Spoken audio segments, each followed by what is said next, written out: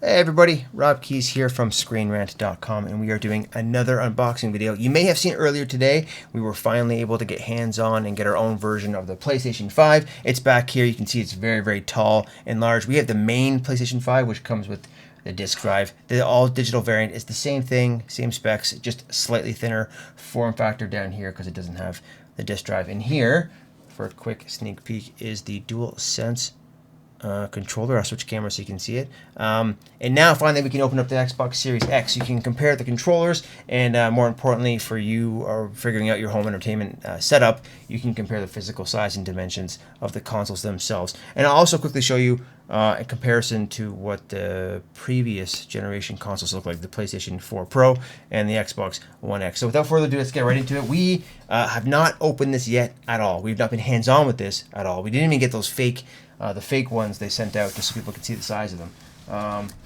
But yeah, here we go. All I did was cut the tape. But here you go. You open it up and it says "Power Your Dreams." The box is very, very heavy. The packaging matches sort of the form factor of the console. If you look at the packaging for the PlayStation 5, it's a lot more rectangular and larger. Not much in here. It was just light cardboard. But in here, you got a lot more actual foam. And here's the console itself. A nice wrap around it. I will say the packaging design of the Series X packaging is much more visually appealing and organized. It was kind of a mess getting that thing out and setting it up, especially since the PlayStation 5 requires a plastic base stand that you have to manually screw in, whether you're standing it up like this vertically or putting it down horizontally. This thing is supposed to be able to do vertical and horizontal as well. It's very compact and heavy. Both consoles are very heavy. This is just additional support information for the controller and tells you some of the information about the ports in the back. Okay, so very straightforward. Console comes right out. You don't have to take any additional pieces out. It's wrapped up like a nice little present.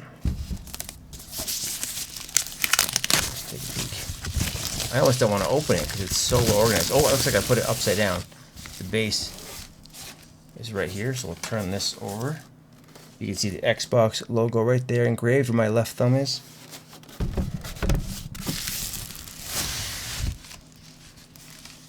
Alright, and voila, this is the Xbox Series X. You can stand it up like this. There's disk drive right here with the eject button.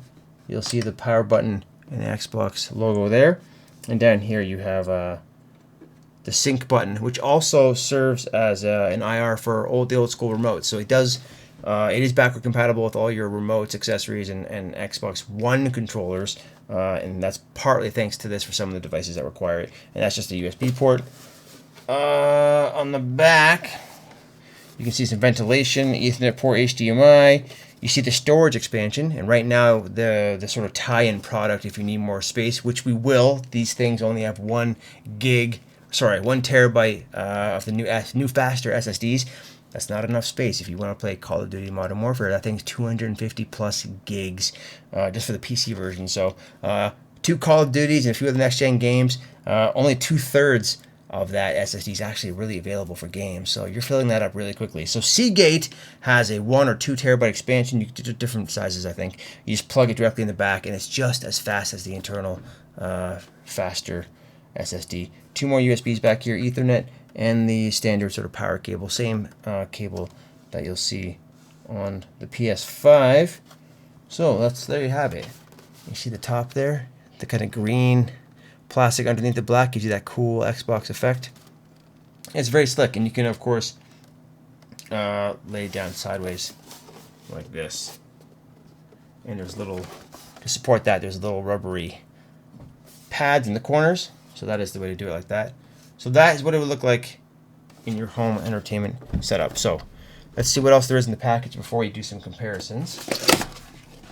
Back here, this is what you really want to see. The Xbox Series X and Series S wireless controller. It comes with 2 AA batteries as well, but there you go. It's very similar to what you see in the Xbox One controllers, which again, the Xbox One controllers do work on the Series X. One additional button in the middle there, right? That's your new share button. Get the circular D-pad, something you'd only previously see on like the Elite Xbox controllers, and I see a third-party controller. It's very snappy. It's much more, just like the PS5 controller, there's much more texture added to the lower grip, so it feels a lot more rough. But otherwise, it feels the same form factor you'd see on your standard Xbox One controller. Additional button, slightly different D-pad. This is dark now. Sticks feel firm and click just like normal. Slight differences to the bumpers. And there you go. You can see the ports in the back. And I guess the other big difference is that is USB-C up there, which is the same thing you'll see on the bottom, or sorry, the top of the DualSense. So here you go. Here's a comparison you kind of are waiting for, I'm sure. Let's switch this so you can kind of see the DualSense, believe it or not, is larger and heavier than the Series X controller, which is funny because they've embraced the form factor. If you look at the back, you can really see how they've gone away from the old DualShock design and really embraced the form factor the Xbox has been using for the last 3 generations of consoles. So they kept their button layout, their iconic button layout, but they've taken the best parts of the Xbox controller in terms of form factor.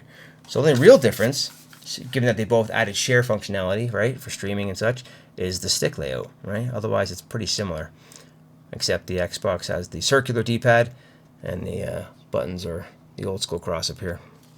There you go. Yeah, if you love the Xbox controller, this is exactly that. If you like the old school DualShocks, this will be a bit of an adjustment, but it does feel nice. It's very, very smooth and well-rounded. It fits your hand perfectly, and it looks like something out of a Mass Effect game, right? So I'm sure one day they'll have an all-black version of this. What else do we have? Okay, we got some cables. Power cable. No external brick for either console, which is excellent. We're done with those.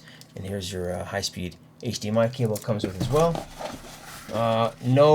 So the one difference there is that the PS5 DualSense controller comes with a charging cable. That's USB-C to regular USB to plug into the PS5. This, however, takes AA's. So you won't need a charging cable for that. Other than that, you have your product and regulatory guide, limited warranty and agreement, and that's about it. Your quick setup is just this little flyer. And that's it. Very simple. Okay, we'll do some comparisons now of the console since we already compared the controllers. Right off the bat, though, the Xbox packaging far superior than the PS5 packaging. Easier to open, looks better, feels more premium, you know, for a next-gen high-priced console. So let's stand these both up and compare. Xbox Series X, PlayStation 5. So it's funny, if you go back to the days of the Xbox One launch, you saw how large both the original Xbox back in the day, but also the very first launch version of the Xbox One, how insanely large it was. Like, Xbox One looked ridiculous compared to the PS4, especially because it felt like there wasn't much in it, like a lot of empty space.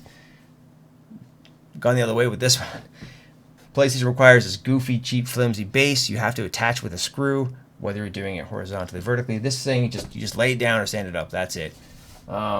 Both, given their weird form factors, are not the most convenient. If you have a very snug space already established for your Xbox One S or X or your PS4 Pro, neither of these will fit that. This is just too large and weird, especially when you have the base on the side. It stands up even taller this way.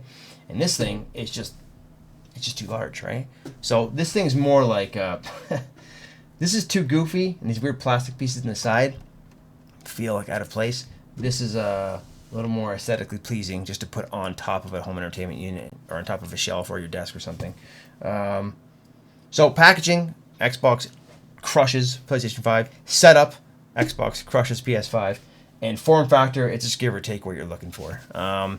I have no doubt that later on this generation, when we start getting the slim variants or the Pro variants, or anything newer versions of this, you're going to see vast differences in form factor and setup, because this, whatever's going on here, is not working. But anyways, that's your kind of exclusive first look and unboxing of the Xbox Series X, and a little comparison side by side of the next-gen controllers and next-gen hardware. Of course, we don't have the digital version of this, and we don't have the S model, which is vastly different than this, but we will closer to the holiday season, so you can see those too. So look for our reviews of these things once we get hands-on with the software and interface, and all the launch games, and all the accessories as well. Up there you can see, I'll put it down here.